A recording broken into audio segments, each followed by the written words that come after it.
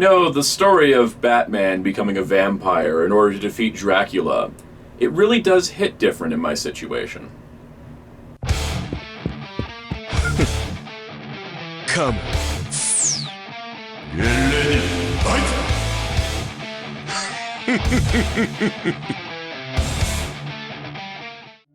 Hello, this is Soundout here, and welcome back to the month of monsters.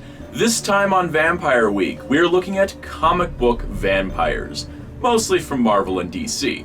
These are going to be characters that feature vampire-like qualities or are literally vampires, and that makes it for a fun experience. First up, Marvel Comics' Morbius, the Living Vampire. Created by Gil Kane and Roy Thomas for The Amazing Spider-Man, this is a character who is a living vampire, in the sense that he created himself into a vampire in order to cure a blood disease. Which is kind of ironic, isn't it? Need to cure blood disease, need to drink blood to survive. But anyways, Michael Morbius was a doctor, and he solved his problem. Sort of. He gave himself enhanced senses, enhanced speed and skills, things that would appear like a vampire, just without the undead stuff, and he actually made for a very interesting foil for Spider-Man. Science-created villains often do. This character has appeared in animated form in 1994's Spider-Man the Animated Series, where they changed him from sucking blood to sucking plasma out of his hands, which is honestly more terrifying than the Fang thing. But he also appeared in the Ultimate Spider-Man vs. the Sinister Six series later in 2016, and of course, he was in the smash hit, mega million-dollar box office, twice flopped Morbius starring Jared Leto in 2022. Morbius has had a history, and today we're going to look at one of his Marvel Legends releases, because honestly, he's still a vampire. Today's Morbius figure is the 2020 Marvel Legends release as part of the Venom Pool wave, possibly inserted to tie in with the then upcoming film.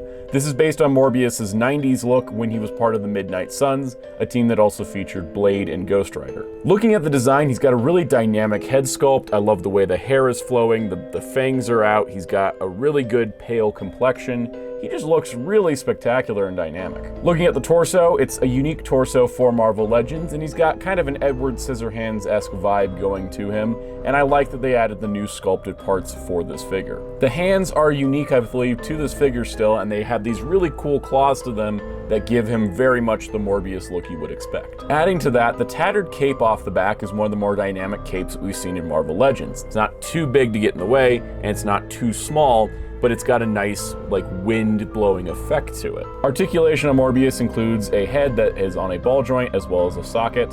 He's got shoulders that move out 360, bicep swivels, double-jointed elbows, a wrist pivot. He has a torso crunch. He has a waist swivel, outward hips, forward hips, no back, thigh swivel, double-jointed knee, which is a little stiff. And then he has a boot rotation despite not having a boot, and then an ankle that pivots forward and back, as well as left and right. This allows Morbius to get into a lot of good crouching positions, something that is reminiscent of the 90s comic art. He has kind of that gargoyle-esque vibe when he's sitting on a rooftop. This Morbius can face off against a Dracula, in this case the Jada Toys Dracula we looked at previously this week. Though I will say that Morbius's claws do remind me of Nosferatu's claws a lot, because they could definitely have a long finger competition. He actually is pretty cool, and it's nice to see, sort of different vampires interacting, and Morbius is a sort of unique vampire in that sense. Our next comic book vampire is a vampire hunter. A lot of oxymorons in these Marvel guys. But from Marvel Comics brings us Blade, also known as Eric Roberts. Initially a human that could not be turned into a vampire, he was later adapted to be half human, half vampire in his appearance in the Spider-Man the Animated Series in 1994. Originally created in Tomb of Dracula by Marv Wolfman and Gene Colan, this is an iconic Marvel character who has appeared many times across multiple shows. He has appeared in many different animated incarnations, but most famously was played by Wesley Snipes in a trilogy of films in the early 2000s, the first of which ushered in a new revival for superhero films that could be taken more seriously. Even though that movie is coated in a ball of cheese and it's wonderful. And the thing is that the Blade movies were successful enough to spawn a live-action TV show that ran for 13 episodes, minus Wesley Snipes. So Blade is honestly one of those characters that has had a long history, but has never really had a long history of solo titles. He's been on the Avengers, he's been on the Defenders, he's been with the Midnight Suns, but he's never really had too many solo outings. But that does not stop him from getting a movie in the MCU coming in 2023, where he'll be played by Mahershala Ali.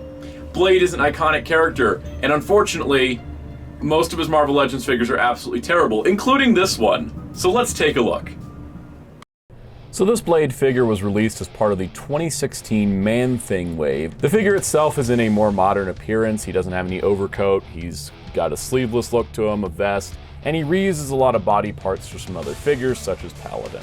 Head sculpt-wise, I think he looks pretty great. I love the expression, I love the glasses, the hairstyle, it's really awesome. He does come with an alternate head, which unfortunately doesn't have a different expression, just a different haircut. I like the detail of having the stakes across the chest and that some of them are missing. That kind of looks like he's an active vampire hunter. And I like that the stakes continue to the back where the sword sheath is, because that kind of just adds to the world building. He does have these darts strapped to his side, which look like silver bullets, even though he doesn't have a gun, so I'm not exactly sure what they're supposed to be. He does come with a sword, which is honestly pretty cool, even though it is kind of the same sword we see with almost every sword character. Articulation-wise, this is where some of the limitations come in. While he's got the standard Marvel Legends joints you would expect, a lot of his sculpting, especially from the waist down, is a problem. So while the arms work really good, really nice, the torso moves pretty good, waist swivel, the hips are assembled backwards, which is a major problem because it throws off his stability and it makes him feel really stiff and weird.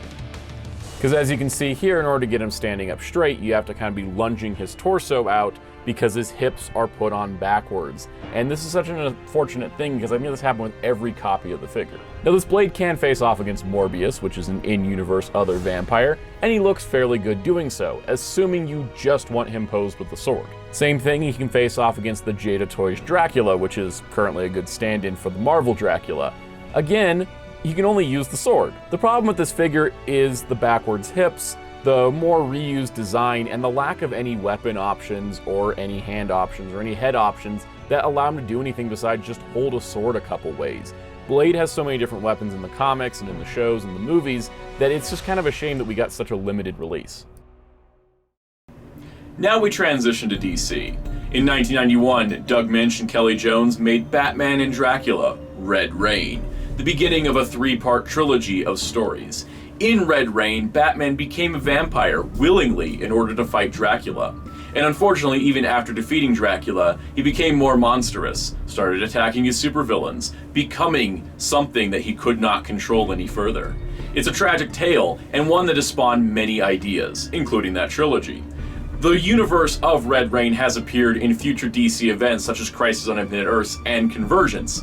The animated version of Vampire Batman has gone on to appear in Batman the Brave and the Bold. However, the greatest inspiration that this trilogy provided was The Batman vs. Dracula, a direct-to-video movie tying into the Batman TV show where Batman faces off Dracula. Luckily, he doesn't become a monstrous vampire that starts eating anything that gets in his way, so it kind of worked out for the better. Now, Mattel did produce a Vampire Batman figure distinctively based on Red Rain. However, it wasn't fully based on Red Rain, and we'll get into that. Here's 2013's Batman Vampire. Released in the Batman Unlimited line, the Vampire Batman is distinctively based on Red Rain, as there is Red Rain artwork on the box. However, it doesn't quite pull the look off.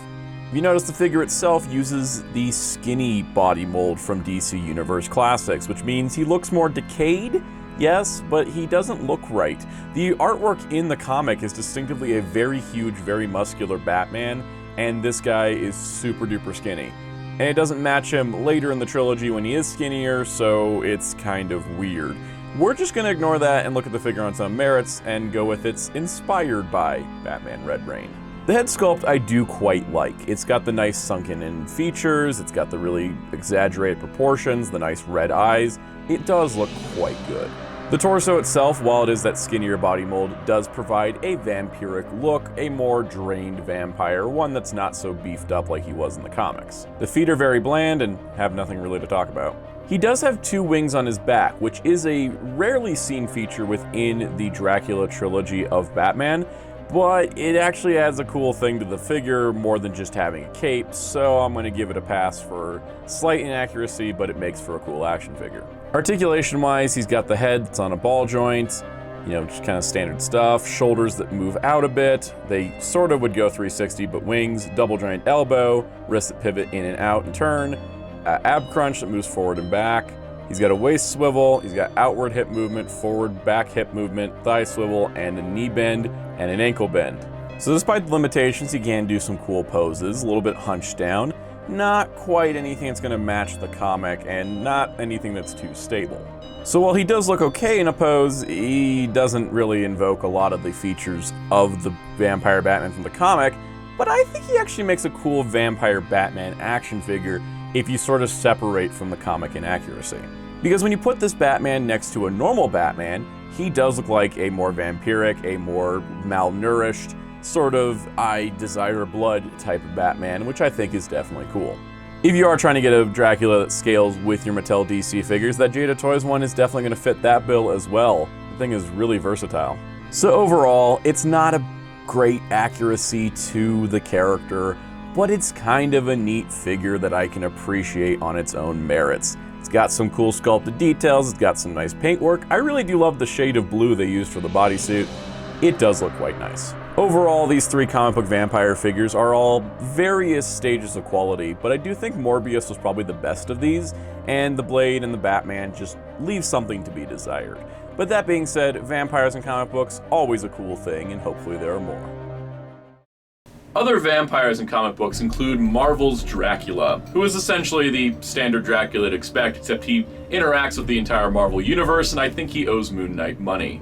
On the DC side, Sergeant Vincent Velcro from the Creature Commandos is another vampire created by science. In the Elseworld Justice League Gods and Monsters, Batman is a vampire, and Batman is not Bruce Wayne, but instead Kirk Langstrom. And Kirk Langstrom himself in the DC universe proper is Man-Bat, who has vampire qualities but is a giant monstrous bat, and us vampires like to go for the suave demeanor here where we might suck your blood and turn into a bat to fly away quickly. Not so much be a giant bat all the time, it's just one of those things. But that concludes today on Month of Monsters. I hope you learned something, and stay tuned for tomorrow as we'll be looking at probably the most unique and the most interesting vampire of them all.